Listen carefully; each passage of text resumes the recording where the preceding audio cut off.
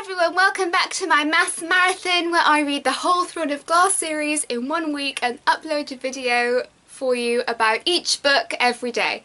I have to apologise, I'm late with this video, but I've been recovering emotionally from the last book in this series. Oh my goodness, this was so good. As I was reading this, I was thinking this may knock A Court of Mist and Fury off my favourite book of all time. How is this woman doing this? How is she such a good writer? How is a book this good? How is this possible? I'll do what I normally do and start off with the characters. So, Selena, who's now very much Aelin. It feels weird to call her Aelin after so long, but we're going to call her Aelin. She's Aelin now. I feel like her whole demeanour changed in this book. To me, she's acting more like a woman and a queen now, not a girl. She's on her way back from Wendlin and she's written down the plan and ripped it up. I was thinking, I want to know what's in the plan! I want to know what's in the plan! Something that seems to be a feature in this series is, if we know the plan, it's not going to go to plan. Something's going to go wrong. If we don't know the plan, then it's probably going to work and it's going to be really cool. I've realised that I've been saying Chol for all of my videos on the Throne of Glass series when his name is actually Kale. Kale. What? The vegetable? I don't know why you'd name the captain of the guard in this series after a cruciferous cabbage, but Kale. Okay, I'm going to try and call him Kale from now on. So a lot of criticism has been lodged at this book in terms of Kale's character, people saying he's really off, people who were liking Selena and Kale as a pair and shipping them didn't like the way he was portrayed in this book. I actually thought he was well portrayed considering the circumstance he's in. His whole thing was, I'm in love with Selena, I'm loyal to Dorian, and he couldn't really be loyal to Dorian. He had to find something else to do because he was out of the palace and not able to help Dorian, so of course he was a bit lost and a bit confused. So to me it wasn't too bad. The whole Selena and Kale reunion I think was awkward, as it should have been, because they had an awkward ending to their relationship. I do not ship them together anymore. And people who are shipping them are like, did we just read the same book? Did we just read this book? Yeah. There are little clues, I think, that tell us that Kale's not going to be the romantic lead for the rest of the series. Dorian says to him, from experience, you can't choose which parts of her to love.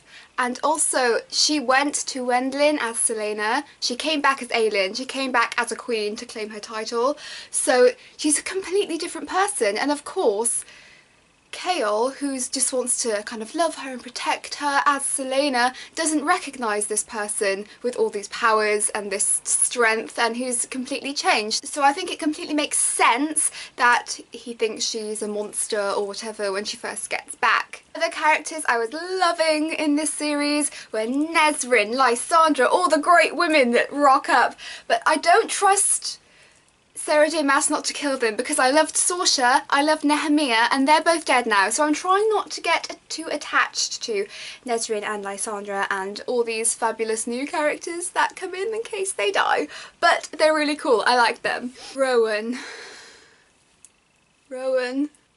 is my new fictional boyfriend. I love Rowan so much. The start of this book, I was reading that, oh, are we going to have to go back to Wendlin to see Rowan, or are we going to have to wait until Magic comes back? That's what I thought. I thought that they'd take down Magic a lot sooner and that's when Rowan would show up to help fight off anything else. Or he'd be lying in wait somewhere, ready to come in and help Aelin when the Magic was back. I wasn't expecting him to come back so soon, and I was really happy when he did. There's a lot of debate going on with regards to the whole romantic introduction of Aelin and Rowan. People are really riled about this. There's a lot of debate going on this subject. I will state my opinion now on the matter.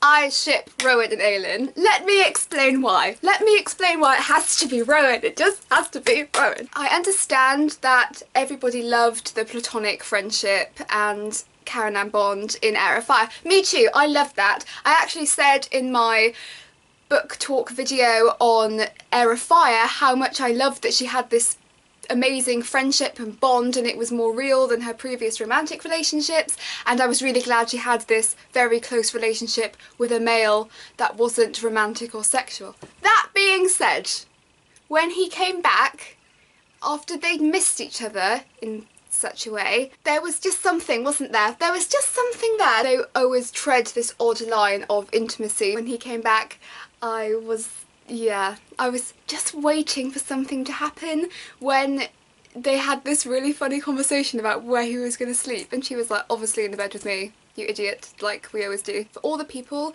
who think she should have had a new romantic interest or been with Chaol or Dorian, how can one have a romantic interest when one has a Rowan in one's life? I mean, what are they going to do? All like hop in bed together and snuggle up? Aelin in the middle and like a Rowan, or like Chaol or Dorian either side? No, of course not. Actually, it was very well done. Some people I've heard say it happened too soon for them, like the whole progression, but this has been going on since Heir of Fire, their whole relationship build up from being friends into being not quite lovers. So to me it wasn't happening fast enough. I was like, come on! Whatever your ship is, whatever side of the debate you're on, I think we all just need to take a moment to appreciate chapter 52. Chapter 52. I had to jump into a swimming pool after this chapter to calm down about chapter 52 because, oh my goodness! Wow. I also really enjoyed Adian's character in this book, possibly a ship with him and Lysandra. Not too sure.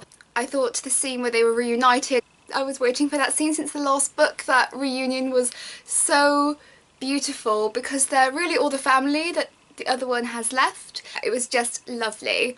Arobin Hamel, he was such a fantastic villain because he was this slow, calculating psychopath. My drama teacher once said to me that if you're shouty and intimidating, it's scary. It's much more terrifying if, as a villain, you're quiet, cold, calculating and smart, and I think that's what Arobin was in this series. So moving on to the action, so much happens in this book that I'm not going to talk through all of the action and sequence it because there's just too much that happens, but I thought I'd just highlight a few of my favourite action scenes. So one I really loved was Manon and Aelin meeting for the first time. I was watching a talk by Sarah J. Maas, and she said that when she got to writing that scene she was so excited she stood up and she was typing while standing, and apparently it didn't really change much from what first flowed out of her because she'd anticipated it so much, and I think he really got that. It was, I think, one of the best scenes in the book. The whole cast of principal characters were in the same place for the first time. It was amazing. I was like, oh my goodness, anything could happen, anybody could be captured, there was so much tension, and the action was great. Loving the showdown between these two powerful women and what happens in the end, which of course leads on to Manon having a life debt and the ending of a chapter that sent shivers down my spine when Manon went to Rithold and wrote "Witch Killer, the human is still inside him" across the city for Aelin to see. I wasn't expecting it in that scene, and I just shivers, so many feelings. Of course the finale was epic when they changed the world. Not much to say about it apart from, wow, what a well written scene. But my favourite scene of the whole book, I think, except chapter 52. My favourite chapter of the whole book, or my favourite scene, was when they rescued Adian. Just when Adian saw her walking through the crowd, just really, you know, casually, like, yeah, just here, inconspicuously, ready to save my cousin, right under your nose. And all of the dancers crash, they shatter their roses, and it just causes chaos, and the whole action sequence happens timed to the chimes of the clock. It's so dramatic, it's amazing, so I really enjoyed that scene. Now when I got to the end of this book, the last few chapters were just So many feelings. I feel like she wrote the last 3 chapters of this book. I was like, what line can I put at the end of each chapter to stab people in the heart with feelings? Feelings, so many feelings. I see witchy heart, like Manon's, was being melted by the end of this book, and I laughed, I cried, so many emotions. When they get to Teresin, my heart bled for Aelin, but for Adrian as well, because I think it meant just as much to him. Just to back up my ship again, did anybody else note that Teresin smells like pine and snow? And Rowan's scent, his face scent, is pine and snow. Rowan smells like home. He smells like her home. Rowan smells like her home.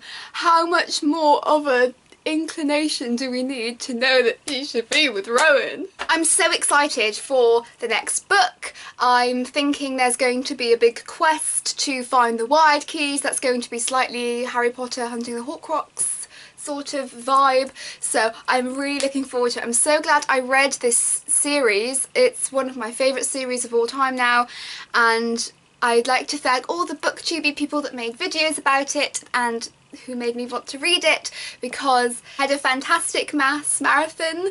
Thank you for all of those who came along for the journey and were really supportive.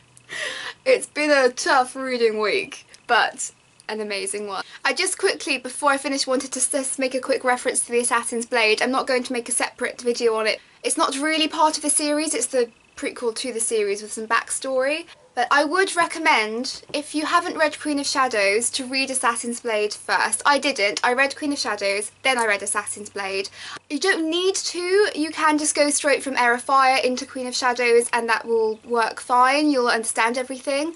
But after reading the Assassin's Blade, there are lots of references from this in Queen of Shadows, especially to Sam and everything that happened that led Selena to Endovia at the start of the series. Also characters from Assassin's Blade like Lysandra and Arobin, they pop up in this book as well, so you may want to have some backstory on them. Also, in Crown of Midnight, she references stealing a horse from Xandria from the palace, and you get that story in here. I was waiting for this story to be explained. I was like, I need to know this story. This sounds like a good story. It's great! If you want to watch my videos on the other books in this series, you can. They're all uploaded already. Thank you so much for watching my Maas Marathon, and I'll see you in my next video. Bye!